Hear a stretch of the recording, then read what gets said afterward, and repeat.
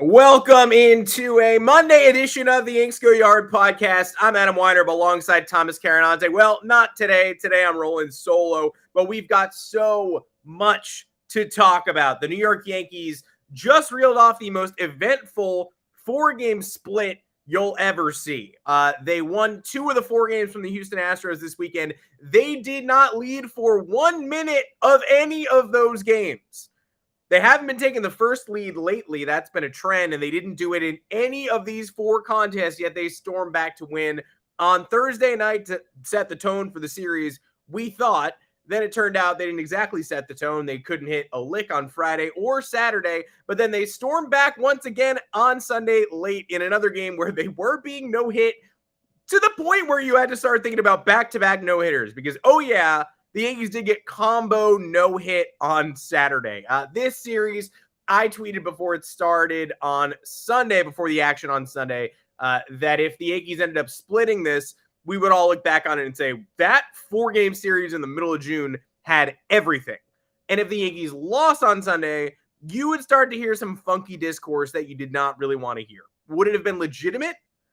Who am I to say? Probably not. The Yankees would have still been 52-21 had they lost 3 out of 4 in that series. But you would have heard a ton of they can't beat the Astros because they would have just not beaten the Astros. It's that simple. That's what would have just unfolded. So you can't really blame people for saying the team that knocked you out in 2015, 2017, and 2019 still has your number, even though the Yankees have acquitted themselves pretty well against the Astros in the regular season over the last several years. But it's the postseason where the problems are, of course. You still would have heard that a lot had the Yankees not pulled out 2 of these 4, and they pulled out 2 of these 4 at the literal last minute. We'll dive into the specifics in a little bit. Also, the Yankees have a shortstop problem coming out of this series if they didn't have one already. Isaiah Kiner-Falefa might have hurt his finger on the bunt that ultimately got the winning run home on Sunday, and Gleyber Torres ended the bottom of the 9th inning by falling and twisting his ankle and hitting the ground between third and home. It was a terrifying moment. No one knew exactly what had happened to Gleyber's ankle. It turns out it may have just been a tweak. He might be okay, but that being said, you're going to want to give him some time off. So we're going to talk about the options the Yankees have there, as well as power ranking their trade deadline needs for you, because they dropped into some interesting bidding over the weekend and found themselves in a rumor that I don't think most of us would have expected they would have been in just a couple of weeks ago. And then just for fun, the Yankees walked off, of course, Thursday and Sunday. It was a joy to watch, and that makes 10 on the year. For reference, the 2009 World Series champions, the year of the walk-off, they walked off 15 times during the regular season and twice more in the playoffs. The 2022 Yankees have already reached 10. And it's Monday, June 27th, 40 home games, 10 walk-offs. You can only win walk-offs at home. So that is a stunning ratio. Make sure to find us on Apple Podcasts, Google Podcasts, Spotify, wherever you get your podcasts. Drop us a 5-star review there. Drop us a mailbag question in your review if you got something you want us to answer. Happy to take you through it. Happy to give you our take. The trade deadline stuff, by the way, it's not too soon. Unlike anything we've seen in past years, a lot of teams are going to be making early moves, jumping the gun here to really get, tax benefits and not pay full salaries and shed some early salary if they know they're bad. And between the intro to this podcast and now, the Seattle Mariners have already acquired Carlos Santana from the Royals. That just happened, according to Robert Murray, FanSided's own MLB insider. Wyatt Mills and William Fleming, 2 prospect pitchers, the only return.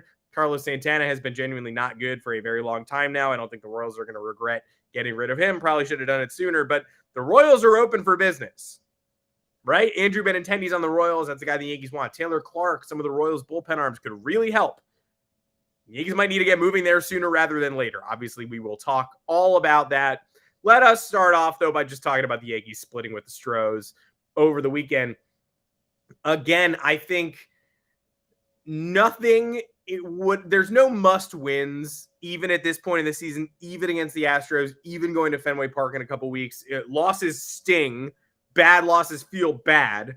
But for a team that is 53-20 now, after polishing off the Astros, and has had to deal with the Red Sox going 31-12 since their rough start, and I believe gaining 1 game maximum on the Yankees. The Yankees just finished off their crazy hard stretch 9-4.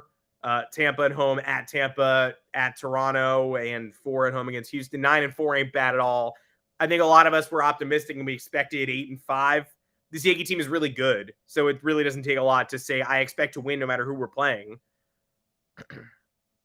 But 9-4, I mean, that's huge. The Red Sox schedule is about to go to varsity too. We just got the varsity. They've been on junior varsity for a month now. They're going to Toronto. They're going to Cleveland. They just swept them, I guess. But we're going to Cleveland in a bit.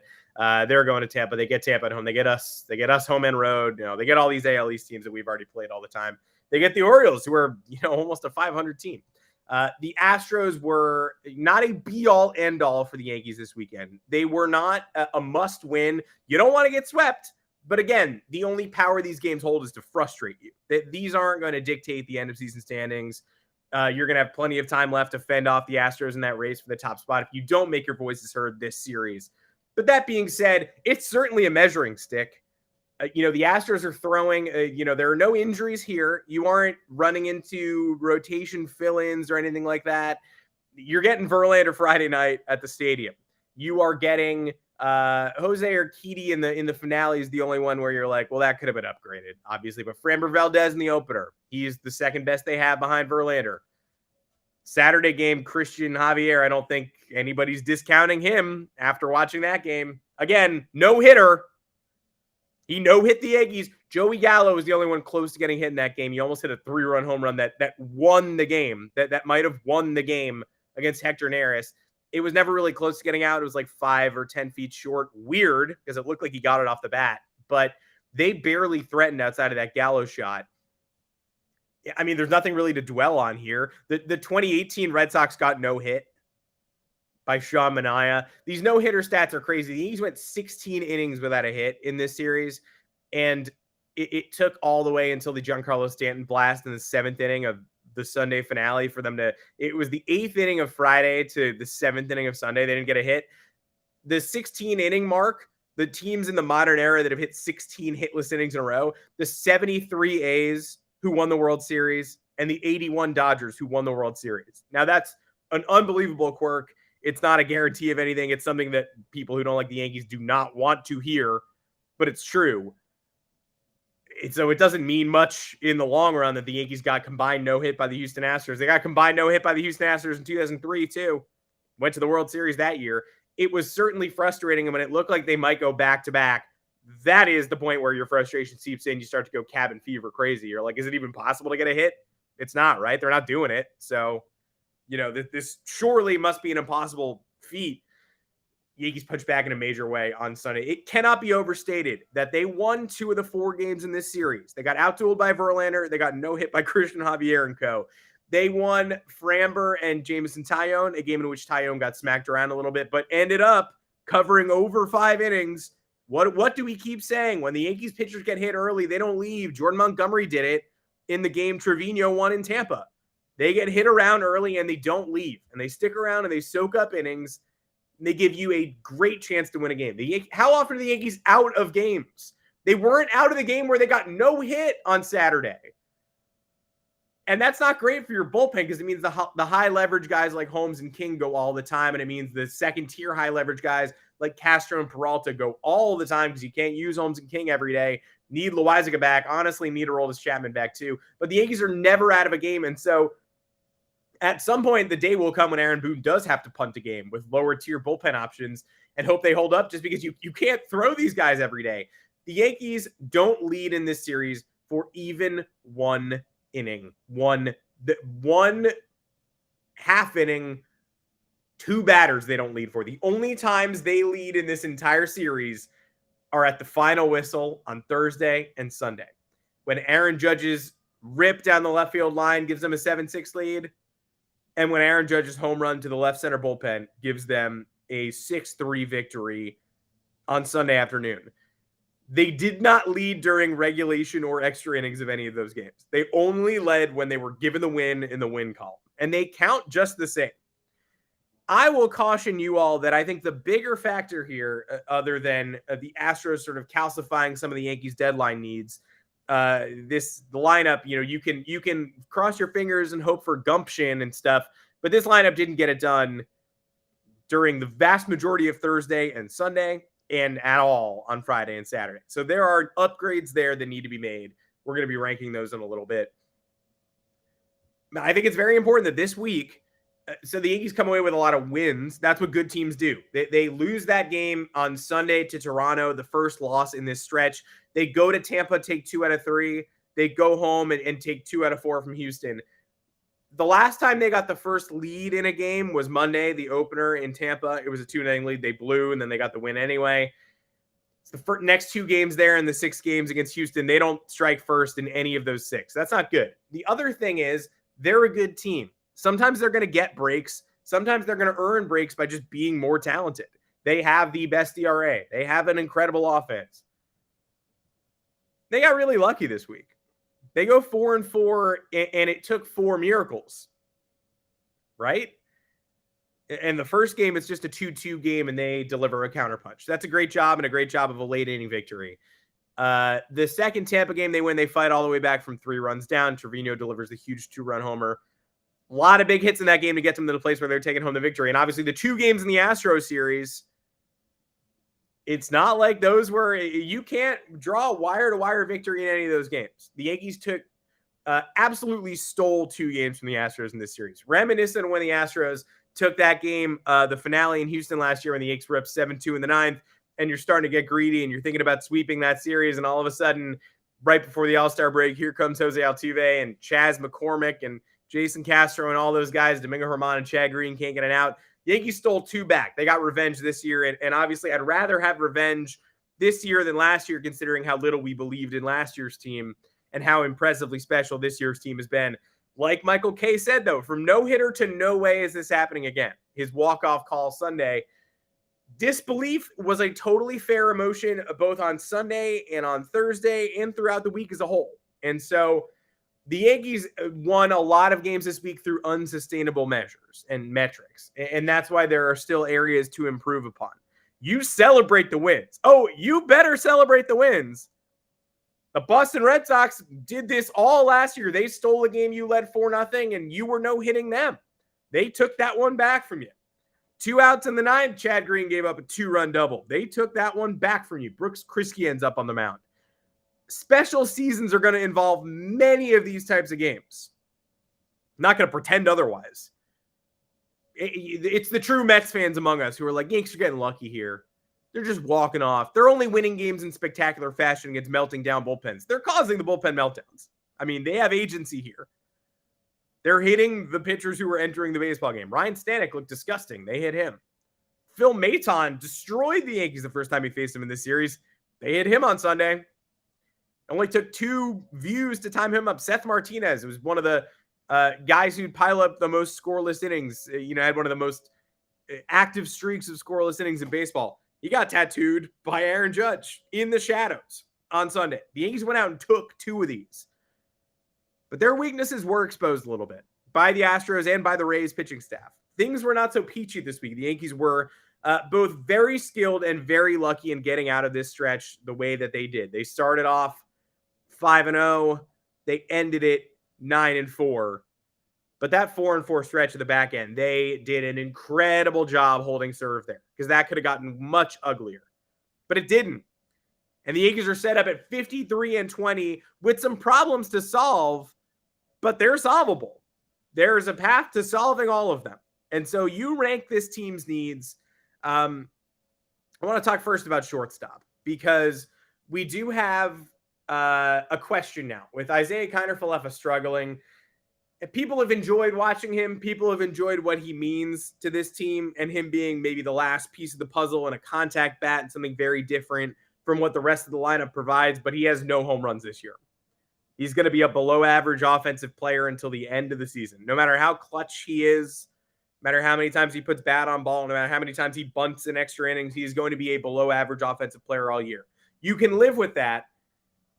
But the calls for trying out his potential replacement before October and turning him back into a utility man, which is what he probably deserves to be down the line and in year 2 of his Yankees contract, the calls were already loud, and then he maybe hurt his finger on Sunday afternoon bunting. I think the 0-2 bunt he got down, it basically hit off his finger. He bunted finger first. So you can thank Isaiah Kiner-Falefa's finger there. his defense hasn't exactly been up to snuff either. Right before Michael King worked out of that massive colossal jam helped on by the ghost runner, he booted a Jose Altuve ground ball that should have been an easy first out. Should have been runner on second, one out. Instead, we've got guys stealing bases. We got catchers going to third, somehow getting picked off but not being out. That was fun. You love to turn that joy into disaster. IKF is struggling and now hurt. Gleyber Torres, his ankle gave out on him running between third and home. If he's your backup shortstop option, he probably shouldn't be, but he certainly is no longer if his ankle's not working. Marwin Gonzalez is not your everyday shortstop, although he's basically been a league average offensive player this year, which is kind of crazy to think about. Oswald Peraza at AAA. I know most of the focus is on Volpe at AA, and rightfully so. He's surging. We all know it. In a walk-off home run on Sunday, dramatically matching Aaron Judge's walk-off home run on Derek Jeter's birthday, by the way. Can't go a whole podcast without telling you people that. Isn't that cool? Volpe's the focus. He's the number one prospect on the team. He is a top 10 prospect in all of baseball. But Oswald Peraza is a top 30, top 40 guy. Thought of as more big league ready entering the season. That's why he started at AAA and Volpe was taken along slowly, starting at AA. He'll probably be at AAA by end of year.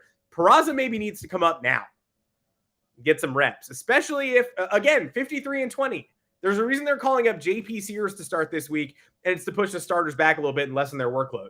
If IKF is hurt and struggling and Gleyber Torres is hurt, don't push it. Bring up Peraza. This is your chance. It's June 27th.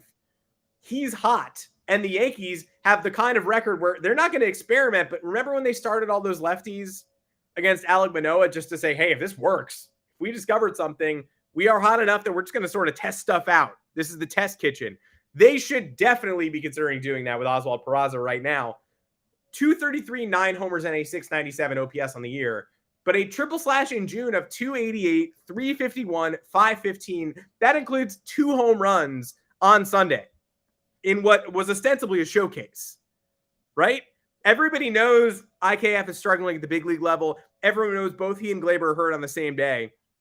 And Volpe hits the walk-off, but do not ignore what Peraza did. He's on the 40-man roster. You could call him up today. It would just take an IL stint from Torres or Kiner Falefa, both of whom could use a breather right now. I'd rather have Torres in the lineup. He's obviously a more talented offensive player, but Peraza has certainly deserved a chance with his recent play, which I don't think a lot of people noticed, but really, really clarified itself this weekend, especially on Sunday. Now, Volpe, of course, has been on fire too. 297, 360, 549 triple slash. He's out triple slashing Peraza, but Peraza's the one at the cusp. Don't elevate Volpe yet, but bring Peraza up for sure, especially if you've got 2 guys who need a breather. It's that simple. And if Isaiah Kiner Falefa's finger is fractured, then he's making the decision for you, right? We'll learn more about that on Monday. But for now, there's a ready-made excuse to test somebody out up there who it would be difficult for him to perform at a level that is so much worse than Kiner Falefa that it makes you question your role in the universe. And if he does, then Marwin Gonzalez, pencil him in. He's been a winning ball player this year too, as weird as that sounds to say out loud. So the deadline's approaching. We're seeing rumors we never expected to see this week. People are clamoring for a shortstop. People are clamoring for catching help. I don't think those would be my first 2 focuses, but that didn't stop me from power ranking the team's needs at the trade deadline. As I see it, these are the realistic needs that the Yankees could pursue at the deadline and ones that they could fill, but they do have to act fast. Here's where I go 1, 2, 3, 4. Number 1, a lefty outfield bat. That is easy. That is Andrew Benintendi or Ian Happ of the Cubs. I don't know if there's another option who I really want to see there, but Joey Gallo has played his way out of the lineup and has potentially played his way out of New York. Watch the Padres, watch the Twins there. We're hearing a little bit. I'm not sure if Joey Gallo is going to be in this October lineup. I don't think he's going to be on the roster come August 1st. My number 2 need, that is a starting pitcher. And that is because if you've watched Nestor Cortez lately, you know that he's getting to a dicey place where he may be tiring. He is not a guy who has passed the 100-inning threshold in his career. And they want him in October. He is still nasty. He shut down the Astros yesterday. But you need him healthy and on the mound. Severino can't cross too much of an innings threshold. Tyone is someone who might need to get backed off. You need a starting pitcher. An elite one, I'm not sure, but you need one. 3 and 4, reliever who I know the Yankees can get some relievers out of their system, and Loaizaga and Chapman change the calculation there a little bit. And then a shortstop to replace Marwin as your backup or upgrade on IKF. But I honestly think the Yankees are going to look internal there before they look external. I have reliever ranked below starter, which is surprising because obviously the Yankees do have an elite starting rotation at this point and have all year long. I'm just cognizant of the strain on Cortez, of the strain on Severino, these are guys that you want taking playoff starts. And Tyone is a guy who is coming off his second career Tommy John surgery, coming off ankle issues at the end of last season. If they can back off him, they will too. He's gotten hit around a little bit. And you can't, Garrett Cole's your horse, but can't count on him forever. Jordan Montgomery has been fantastic this year as a guy who's battled injury issues in the past too. This rotation needs to go deeper. And right now, the deepest it goes is JP Sears and Clark Schmidt, who's in the minors getting stretched out. I like these prospects as much as the next person, but I'm going to need an established big league talent in the starting pitching market at this year's deadline to, at the very least, be a sixth starter and soak up innings in the second half. It's no secret, though. I didn't invent the starter pursuit. The Yankees were connected to Luis Castillo this week, who they've been connected to in the past. And if you want to see Frankie Montas too, he's coming into the Bronx this week. So be aware. He's also there, right? He could rock the Yankees to sleep on Tuesday. He could struggle with his control as he's done in the past. We will have to find out what he showcases the Bombers brass. But Luis Castillo, for me, is too upper echelon and is trending downwards. So he's both going to cost too much and might not deliver the production you're looking for. But he's clearly on the Yankees' radar. People who are in the prediction game were predicting Castillo to the Yankees this week. The Reds had scouts watching Will Warren make a start at Double-A. Will Warren is one of the Yankees' sort of helium alert pitching prospects. He's very well regarded. He's not the guy you've heard about that much. He's not obviously Clark Schmidt and Luis Medina or Ken Waldachuk or Hayden Wesneski, but he's come up from high A to Double-A now. In his 5 Double-A starts, 3-2, 3.12 ERA, 5-5, 3.39 on the year, 63 Ks and 61 innings pitched. Peter Gammons is the one who said the sides are talking here, and the Reds people were in person to watch Warren this week. Now, if all you had to do was exchange Will Warren and side pieces for Luis Castillo, you do that. I mean, Warren is promising. Castillo is already bona fide big league ready, but Warren is not going to be the centerpiece of that deal. That's going to have to be Medina or Austin Wells or Oswald Peraza or a much bigger name. There will be competition for Castillo.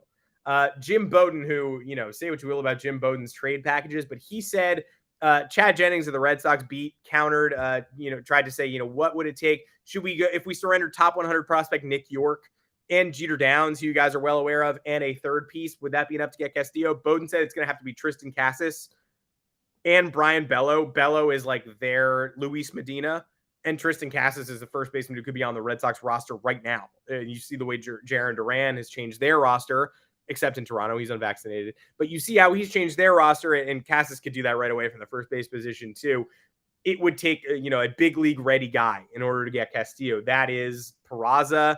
If you're being generous, it honestly could be Volpe. Like, I don't want it to be, but if that's what Jim Bowden is thinking, the Reds are thinking that's sort of the equivalent. So Will Warren is not going to be your centerpiece. You give him up as your centerpiece, but as a third piece in a trade like this, Castillo is 2-4, 3.71 ERA, 49 strikeouts and 51 innings pitched. 49 strikeouts and 51 innings pitched. This is a guy who struck out 226 batters on 190 and 2/3 innings in 2019. This is a guy who led the league in walks in 2021. And so I've been interested in him as a trade target in the past because I think, his value is down from its peak, right? Isn't it decreasing from those 2019 days when he was a Cy Young favorite? If it's not, then I don't want the Yankees anywhere near Luis Castillo. And congrats on the two sides for talking, but this is not a fit. The Yankees need somebody who can get them to the finish line, who can help land this plane, and who, if they're lucky, is a playoff option. They do not need an upper echelon ace type whose stuff has receded since 2019 and who will still cost the upper half of the farm.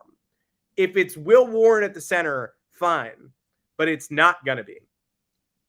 Now, if the Red Sox are at the front of the line to get Luis Castillo, do you try to butt in there, or do you just wish them well and say, you are taking a risk, one that we have no intention of taking? What do you do if you're the New York Yankees in that scenario?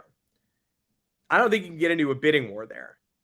I think people are starting to notice the Yankees pitching prospects at the margins.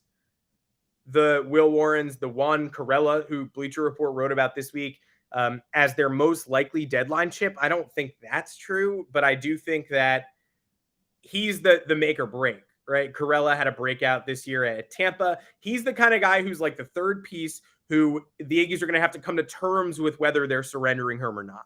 He's not the centerpiece either, but he could be the linchpin, or he could be the person who's in the situation where, like the Yankees giving Kevin Alcantara to the Cubs last year, where they said, we would like you to pay Anthony Rizzo's entire salary. And if you're going to do that, we're going to upgrade slightly this caliber of prospect we're giving you in the additional piece of the package. It could be a situation where somebody goes, we want Corella, and the Yankees say, if you cover the entire salary, you can have him, but otherwise, no. I mean, there are going to be some salary concerns this year at the deadline too, even if the Yankees plan on going all in. Aaron Judge settled at the midpoint of his arbitration case, $19 million on Friday. We didn't talk about that just because it does feel like, I don't want to amplify that. It's a lot of bluster over nothing. And, Aaron Judge takes the Yankees to court, but then the Yankees stop the process right at the finish line and say, we will do $19 million, but we will give you an extra $250,000 if you win MVP and win World Series MVP. You get $250,000 for each of those. Judge didn't seem happy. Right? He said he was going to miss the game if they made him show up to court at the late date that they claimed he should. They averted disaster, but they certainly damaged their reputation with Judge further. But that situation, it's sort of much ado about nothing. If they pay Judge what he's worth, he'll come back. If they don't, he won't. And he won't be thinking about the almost arbitration hearing that happened. But the little bit of money that arbitration hearing added to Judge's 2022 salary is going to maybe be the difference between acquiring somebody at the deadline and forcing an additional piece of prospect capital in there in order to get their team to pick up the tab. Ian Happ, his salary, for example, $6.85 million for this season. So if you get him at the halfway point, it's 3.4. If you get him a little sooner than the halfway point, which I'm sure the Cubs would rather trade him in the middle of July than after the month is over to save a little additional cash, it's going to cost you a little bit of money. If you want to make some more upgrades, it's going to cost you even more. Luis Castillo are going to be pretty costly in both terms of prospects and money. Ian Happ, though, man, how sweet would it be to watch him in the Yankees lineup? This is why they're still powering number one for me, because you can tread water with an extra piece of the rotation. You can't afford to tread water anymore and just bank on Joey Gallo getting back to normal and bank on Isaiah Kiner-Falefa and Jose Trevino keeping it up all year long. Because IKF and Trevino, if Trevino is going to be clutch bat in a big spot and IKF is going to be clutch bat in a big spot who can bunt and move the runner over, you can swallow that if Aaron Hicks is on fire and if the Yankees have a left fielder who can hit. If their outfield rotation is hot Aaron Hicks, Aaron Judge, Giancarlo Stanton, additional lefty bat like Benintendi and Happ, then you can totally accept your 8-9 spots being fan favorite Trevino and IKF doing whatever he does down there. Ian Happ and Joey Gallo's spot, he's got a 134 OPS plus, 2.4 WAR on the year, 279, 376 OBP, 835 OPS, 8 homers. He put on a show at Yankee Stadium when the Cubs were getting whomped a couple of weeks ago. If you didn't come away from that series saying Happ is dangerous, you were watching a different series, or you were just distracted by Matt Carpenter's mustache. But Ian Happ is the real deal. And he hits the ball harder than Andrew Benintendi. He doesn't have that AL East championship pedigree, but there was a ton to like. Power, patience, everything you want out of someone who would ultimately be the 7th best hitter in the Yankees lineup, and someone who has been everything Joey Gallo has not been this year. Joey Gallo, we can't just keep waiting around. We can't just keep waiting around. There's been so much waiting.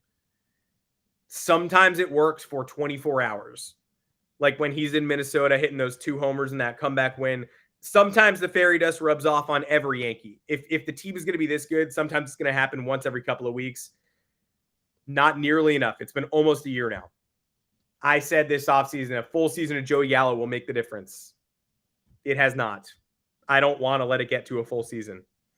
And he's not someone who I want coming up off the bench in a big spot either. So even if you de-emphasize him and take him out of the lineup, How does that help the bottom line? When are you going to use him if you do that?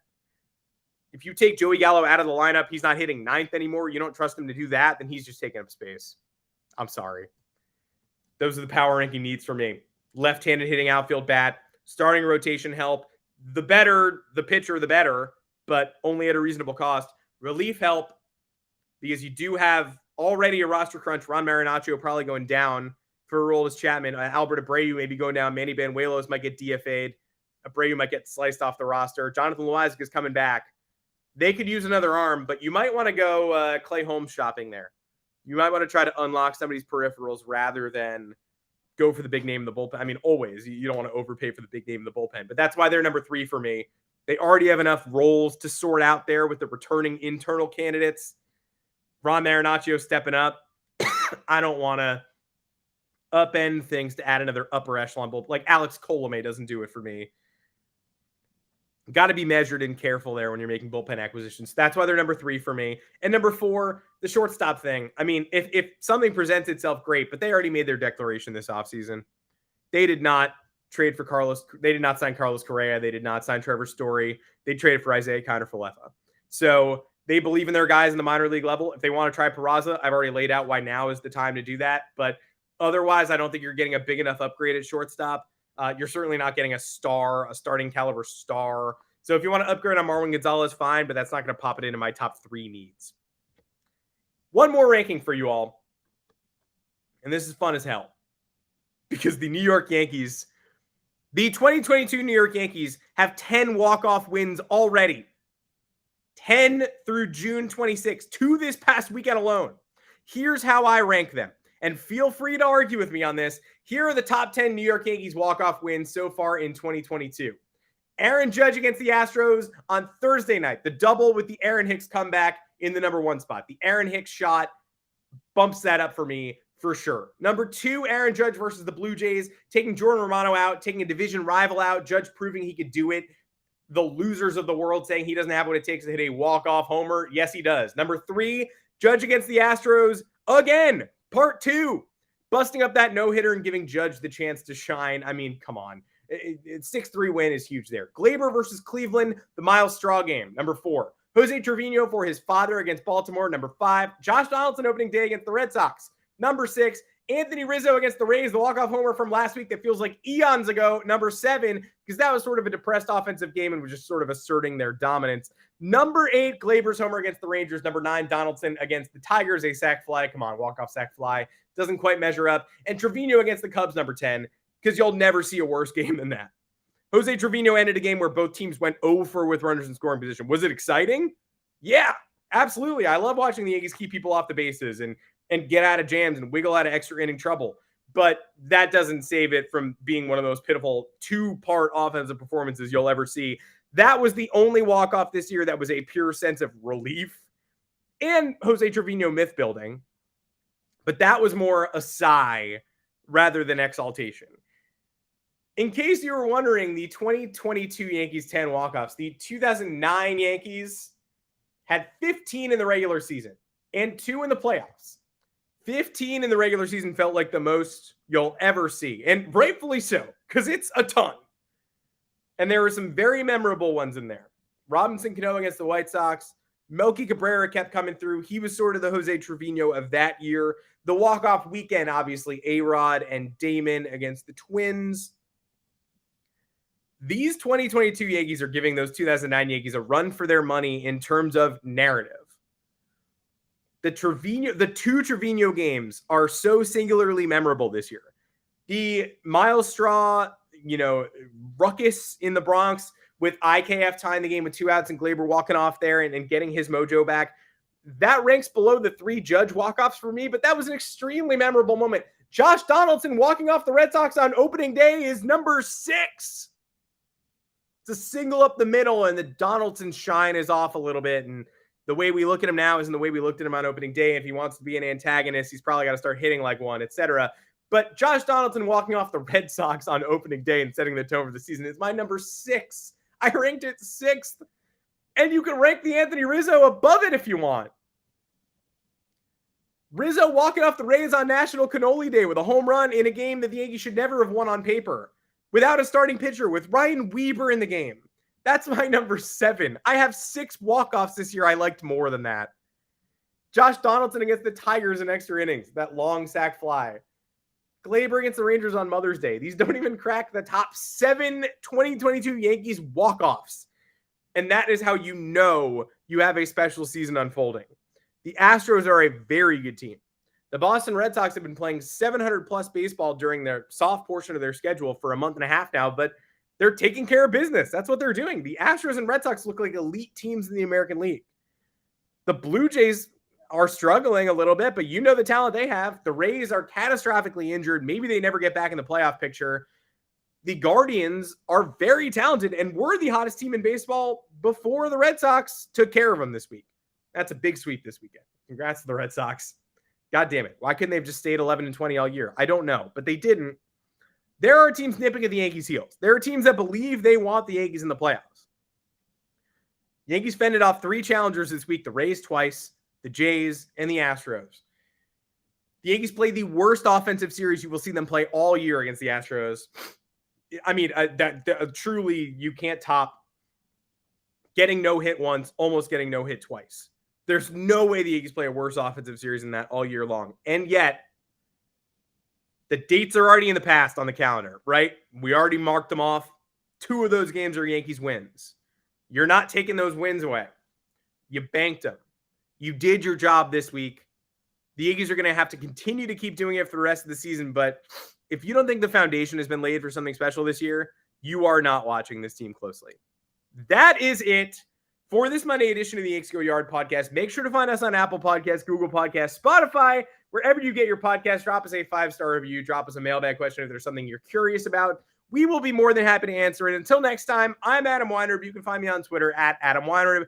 Thomas Carinante will be back on Thursday when we will also have a special guest. So stay tuned for that. Until then, check us out on YouTube, Yanks Go Yard FS, on Twitter. This content, as well as many other little snippets of content, will be up on the channel. We'll be live there on Mondays and Thursdays at 2 o'clock Eastern. That's 2 o'clock Eastern. That's where you can find us later in the week with our very special guest, who I can't wait to talk to again, live on the air. Until that moment arrives, the Yankees are facing the Oakland A's. The A's are sending some real, actual, talented pitchers against the Yankees this week. I wish that weren't true. Wouldn't it be nice if it was 3 absolute losers? Yeah, I'd stand and applaud. That would feel great. But instead, it's Paul Blackburn, who beat the Red Sox last week and has a 2.97 ERA on the bump tonight. Frankie Montas and his 3.21 mark going tomorrow. And the day game on Wednesday, you've got Cole Irvin going in his 3.29 ERA. Now, he doesn't strike anybody out. 47 guys in 68 in the third innings. Blackburn also strikes out like 20 fewer guys in innings pitched. These aren't dominant starters, but they're certainly better than you wanted to see from the A's. They're the best the A's have to offer, and they are pretty good in general. You know, not just the best the A's have to offer, but solid major league pitchers. So the Yankees have no excuses here. They need to go in lumber up against Oakland this week. No letdown games after what you just went through, that gauntlet. And by the way, as soon as the Oakland thing ends, you got to go to Houston to play one makeup game, and then you got to go to Cleveland to play the Guardians 3 times. The toughest stretch of the schedule may be over, but it doesn't get that much easier. And the Yankees need to continue proving their mettle day in and day out. And, oh, yeah, maybe supplement that offense a little bit. Listen to what we said and get going, because like we said, Carlos Santana already traded. Time waits for no man, and nobody waits to help the New York Yankees out. So get some bats. Be careful in the starter market, and we'll see you on Thursday.